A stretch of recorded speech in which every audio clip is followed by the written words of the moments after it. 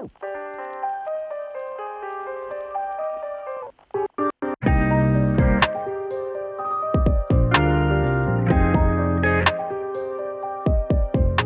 Friends, આજે હું તમારી સાથે શેર કરીશ બધી જ ટિપ્સ અને ટ્રિક સાથે ફરસાણવાળાની દુકાન જેવી ફરાળી પેટીસની રેસીપી. તો ઘરે ખૂબ જ ઓછા ખર્ચામાં ફરાળી પેટીસ ઢગલાબંધ મિનિટોમાં તૈયાર થઈ જાય છે. જેમાં આપણે પેટીસમાં ભરવાનો મસાલો ગુજરાતી સ્વાદ સાથે થોડો તીખો અને એકદમ ચટપટો તૈયાર કરશું. જનરલી પેટીસ બધાને વાળતા નથી આવડતી હોતી, તો આજે આપણે ઘરમાં રહેલા લીંબુના મશીનથી પેટીસને એકદમ ફટાફટ વાળીને બજાર જેવી તૈયાર કરી દેશું. જે સ્વાદમાં એટલી જબરજસ્ત લાગે છે કે તેને એકવાર ચોક્કસથી ટ્રાય કરવા જેવી છે. તો ચાલો રેસીપી શરૂ કરીએ. સૌથી પહેલાં ફરાળી પેટીસ માટે બટેટાને બાફવા મેં કુકરમાં થોડા પાણીને ગરમ કરી લીધેલું છે. અહીં આપણે બટેટાને પાણીની વરાળે બાફવાના છે, એટલે કુકરના સેન્ટરમાં આ રીતનો એક કાંઠો રાખી દઈએ. હવે મેં અહીંયા 6 મીડિયમ સાઇઝ અને વજનમાં 1 કિલો જેટલા બટેટા લીધેલા છે. તેને કાંઠા ઉપર રાખી દઈએ અને હવે કુકરનું ઢાંકણ બંધ કરીને મીડિયમ ગેસની ફ્લેમ પર 6 થી 7 વિસલ કરી લઈએ. તો 6 થી 7 વિસલ પછી આપણું કુકર ઠરી ગયું છે. હવે તેને ખોલી લઈએ અને છરીની મદદથી બટેટાને ચેક કરીએ તો તે અંદર સુધી બફાઈ ગયા છે. તો બટેટા ગરમા ગરમ હોય ત્યારે જ તેના છાલના ભાગને કાઢી લઈએ. તો પેટીસનું બહારનું લેયર બટેટા સાથે બને છે, એટલે બટેટાને બાફતી વખતે આપણે તેને ડાયરેક્ટ પાણીમાં એડ નથી કરવાના. જો આપણે બટેટાને પાણીની વરાળે બાફશું તો બટેટામાં વધુ પડતો પાણીનો ભાગ નહીં જાય અને પેટીસનું બહારનું લેયર એકદમ પરફેક્ટ તૈયાર થશે. અને હવે પેટીસનો મસાલો બનાવવા મેં 3 થી 4 નંગ જેટલા તીખા લીલા મરચાં લીધેલા છે. તો મેં મોટી સાઇઝના અને જાડા મરચાંનો ઉપયોગ કરેલો છે. સાથે 1 ઇંચ જેટલા આદુના ટુકડા અને મેં અહીંયા 3/4 કપ એટલે કે અડધા કપથી થોડા વધારે સિંગદાણાને શેકીને તેનો ફોતરાનો ભાગ કાઢી દીધેલો છે. તો હવે પાણી એડ કર્યા વગર મિક્સર જારનું ઢાંકણ બંધ કરી દઈએ અને મિક્સરને રિવર્સ બાજુ એટલે કે પલ્સ ઉપર ચાલુ બંધ કરતા જઈને તેને ગ્રાઇન્ડ કરી લઈએ. ઢાંકણ ખોલીને જોઈએ તો સિંગદાણાનો આ રીતનો અધકચરો ભૂકો તૈયાર થઈ ગયો છે. તો હવે તેમાં 1 કપ જેટલા ફ્રેશ કોથમીરના પાન ડાળી સહિત એડ કરી દઈએ અને ફરી પાછું મિક્સર જારનું ઢાંકણ બંધ કરીને તેને પલ્સ ઉપર ગ્રાઇન્ડ કરી લઈએ. ઢાંકણ ખોલીને જોઈએ તો આ રીતનો અધકચરો ગ્રીન મસાલો તૈયાર થઈ ગયો છે. હવે તેને મિક્સિંગ બાઉલમાં કાઢી લઈએ. હવે મેં સિંગદાણા જેટલું જ એટલે કે 3/4 કપ જેટલું સૂકા કોપરાનું છીણ લીધેલું છે. સાથે મસાલામાં એકદમ સરસ બાઇન્ડિંગ આવે તેના માટે મેં ફક્ત અડધા નંગ જેટલું બાફેલું બટેટું લીધેલું છે. તેને ખમણીને એડ કરી દઈએ જેથી તે મસાલામાં એકદમ સારી રીતે ભળી જાય. અને હવે બીજા મસાલામાં મેં અહીંયા 2 મોટી ચમચી જેટલા કાજુના ટુકડા લીધેલા છે. સાથે 2 મોટી ચમચી જેટલા કિસમિસના ટુકડા, 1 મોટી ચમચી લીલી વરિયાળી, 2 મોટી ચમચી જેટલા સફેદ તલ, સાથે સ્વાદ પ્રમાણે મીઠું, 1 ચમચી ગરમ મસાલા પાવડર અને મસાલાને ખાટો મીઠો સ્વાદ દેવા માટે મેં 3 મોટી ચમચી દળેલી ખાંડ લીધેલી છે. સાથે 1 મોટી ચમચી લીંબુનો રસ અને 1/4 કપ જેટલા દાડમના દાણા એડ કરી દઈએ અને બધી જ વસ્તુને મિક્સ કરી લઈએ.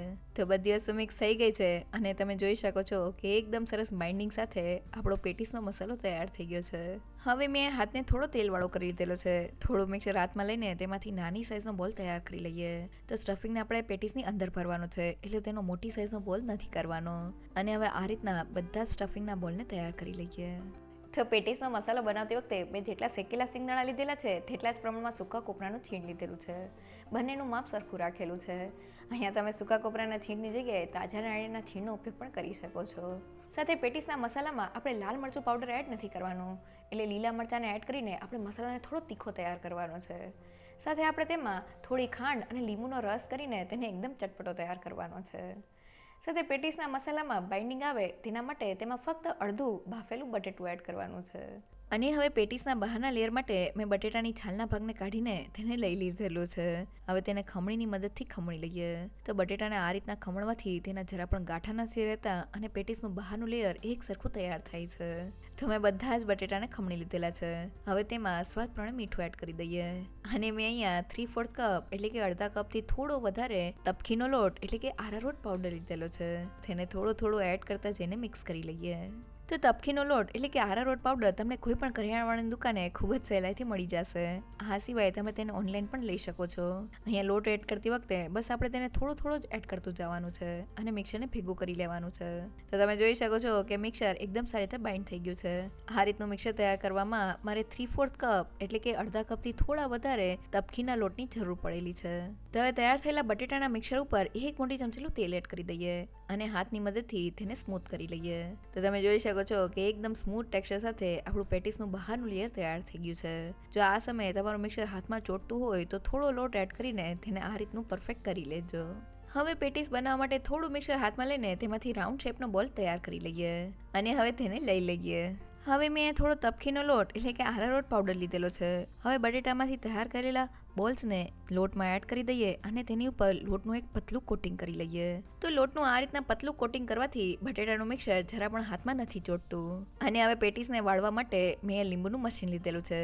તેમાં બટેટાના મિક્સરને રાખી દઈએ અને મશીનને બંધ કરી દઈએ.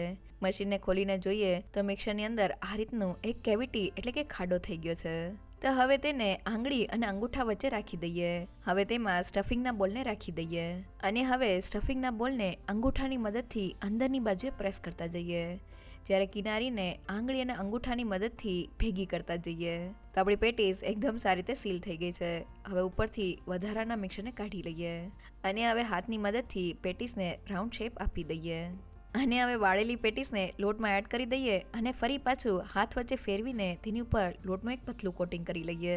અને હવે આ રીતના બધી જ પેટીસને તૈયાર કરી લઈએ. તો પેટીસનું બહારનું લેયર આપણે બાફેલા બટેટા સાથે તૈયાર કરવાનું છે.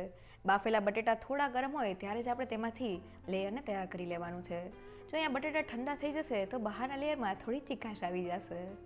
સાથે બાફેલા બટેટામાં આપણે બાઇન્ડિંગ માટે તપકીનો લોટ એટલે કે આરારોટ પાવડર એડ કરવાનો છે. અહીંયા આપણે લોટને થોડો જ બટેટામાં એડ કરતું જવાનું છે. બટેટા એકદમ સરસ બાઇન્ડ થઈ જાય તેટલો જ આપણે તેમાં લોટ એડ કરવાનો છે.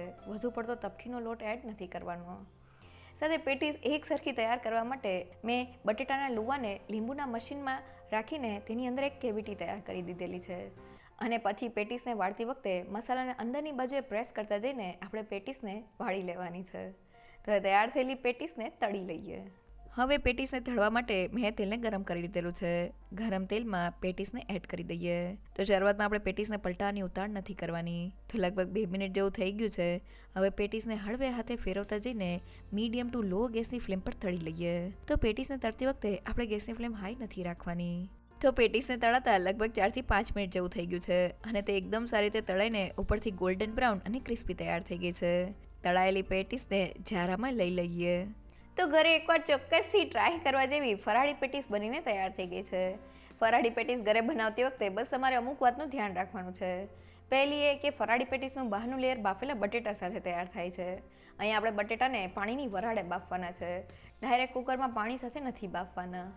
સાથે પેટીસની અંદર ભરવાનો જે મસાલો તૈયાર કરીએ તેમાં આપણે શેકેલા સિંગદાણા અને સૂકા કોપરાના છીણનું માપ સરખું રાખવાનું છે અને મસાલાને થોડો તીખો અને એકદમ ચટપટો તૈયાર કરવાનો છે. સાથે પેટીસનું જે બહારનું લેયર તૈયાર કરીએ ત્યારે બાફેલા બટેટા થોડા ગરમ હોય ત્યારે જ આપણે તેમાં લોટ એડ કરીને લેયરને તૈયાર કરી લેવાનું છે. અને પેટીસ એક સરખી તૈયાર થાય એટલે ઘરમાં રહેલા લીંબુના મશીન સાથે તમે તેને એકદમ ફટાફટ વાળી શકશો. સાથે તૈયાર થયેલી પેટીસને મીડિયમ ગેસની ફ્લેમ પર તળવાથી તે એકદમ બજાર જેવી તૈયાર થાય છે. જો તમને મારી આજની રેસીપી ગમી હોય તો મને કમેન્ટ સેક્શનમાં જરૂરથી કહેજો. સાથે મારા વિડીયોને લાઇક અને ફ્રેન્ડ્સ અને ફેમિલીમાં શેર કરજો અને મારી ચેનલને સબસ્ક્રાઈબ કરવાનું ના ભૂલશો. તો ફરી મળીએ એક નવી રેસીપી સાથે.